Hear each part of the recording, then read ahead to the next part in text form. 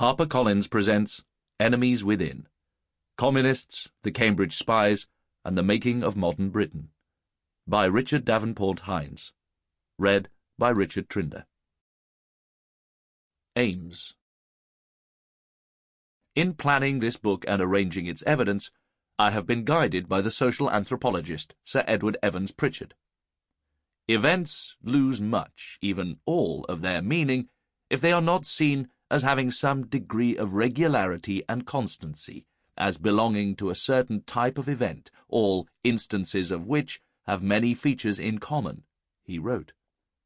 King John's struggle with the barons is meaningful only when the relations of the barons to Henry I, Stephen, Henry II, and Richard are also known, and also when the relations between the kings and barons in other countries with feudal institutions are known. Similarly, the intelligence service's dealings with the Cambridge Ring of Five are best understood when the service's relations with other spy networks working for Moscow are put alongside them. The significance of Kim Philby, Donald Maclean, Guy Burgess, Anthony Blunt, and John Cairncross, and the actions of counter-espionage officers pitted against them, make sense only when they are seen in a continuum with Jack Hayes, Norman Ewer, George Slocum, Ernest Oldham, Wilfred Vernon, Percy Glading, Alan Nunn May, William Marshall, and John Vassall. Enemies Within is a set of studies in character, incidentally of individual character, but primarily a study of institutional character. The operative traits of boarding schools, the universities of Oxford and Cambridge, the Intelligence Division, the Foreign Office, MI5, MI6, and Moscow Centre are the book's subjects. Historians fumble their catches when they study individuals' motives and individuals' ideas rather than the institutions in which people work, respond, find motivation, and develop their ideas. This book is not a succession of character portraits. It seeks the bonds between individuals. It depicts mutually supportive networks. It explores the cooperative interests that mold thinking. It joins ideas to actions and connects reactions with counter-reactions. It makes individuals intelligible by placing them in sequence among the correct types and tendencies of the milieu in which they thought and acted.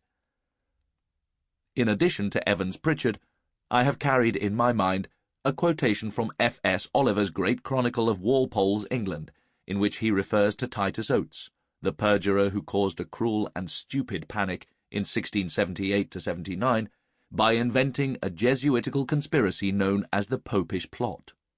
Historians, wrote Oliver in The Endless Adventure, are too often of a baser sort.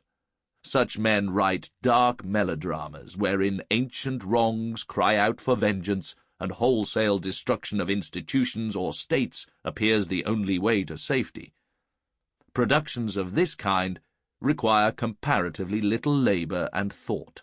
They provide the author with high excitement. They may bring him immediate fame, official recognition, and substantial profits. Nearly every nation has been cursed at times with what may be called the Titus Oates school of historians. Their dark melodramas are not truth, but as nearly as possible the opposite of truth. Titus Oates the historian, stirring his brew of arrogance, envy, and hatred in the witch's cauldron, is an ugly sight.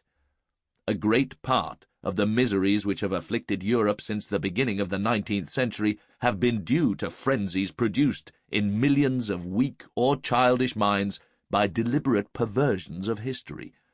And one of the worst things about Titus Oates is the malevolence he shows in tainting generous ideas.